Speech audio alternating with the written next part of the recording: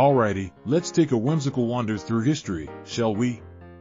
We're about to dive into a topic that's as misunderstood as a chameleon in a bag of Skittles, the association between Judaism and wealth. Buckle up, because we're not just cracking open the piggy bank, we're exploring the whole darned bank vault. Whoa there, savvy surfers of the interwebs, hold onto your hats because we're not stirring up any controversy today. Nope, we're all about the edutainment. That's education with a slice of entertainment. You're about to get schooled, and not in a boring, snoozefest lecture kind of way. Here at aluex.com, we're like the cool teacher who lets you chew gum in class. If you haven't hit that subscribe button yet, you're basically saying no thanks to joining the Future Billionaires Club. Ready to get your learn on? Let's do this.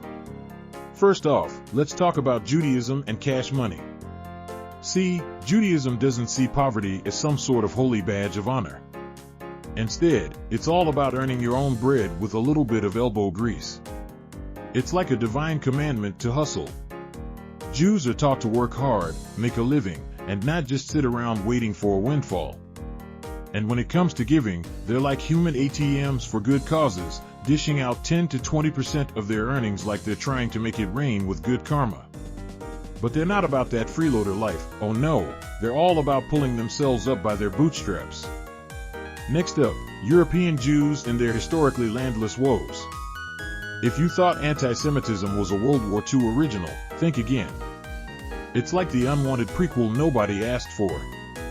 Jewish folks have had it rough for ages, including a big old nope when it came to owning land.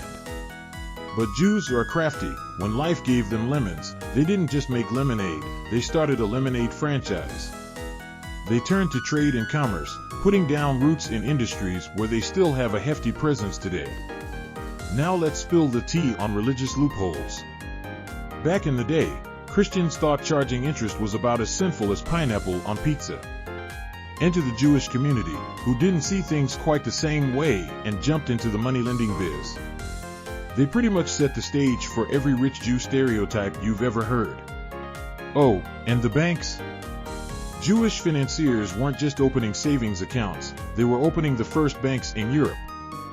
These folks were like the OG financial influencers, sans Instagram and avocado toast. Of course, with great financial power comes great jealousy, and that sparked a whole lot of anti-Semitic vibes. Moving on to education, Jewish folks are hitting the books harder than a nerdy woodpecker. According to the Pew Center, they're the most educated religious group out there, which means more degrees than a thermometer and a head start in the money-making marathon. The Jewish community is tighter than a new pair of skinny jeans. They've got a tradition of supporting their own that's so strong, you'd think they invented crowdfunding. This sense of community means they've got each other's backs like a chiropractor. Their religion isn't just about the big guy upstairs, it's got a whole section on how not to be a shady businessman. The Torah is like the divine version of how to win friends and influence people, minus the schmoozing. Resilience? Jews have it in spades.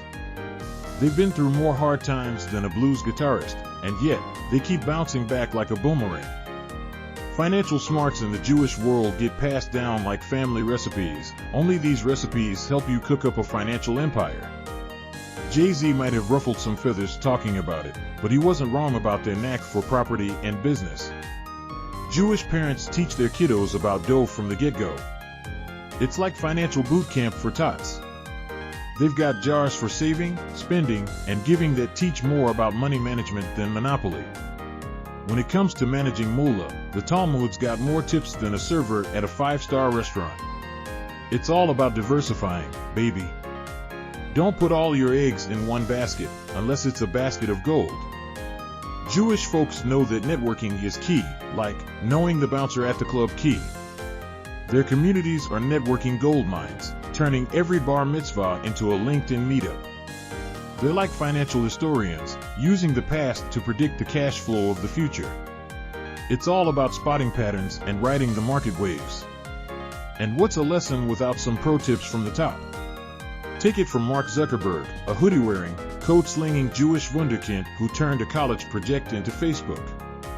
His bar mitzvah might have been Star Wars themed, but his business sense is all Jedi.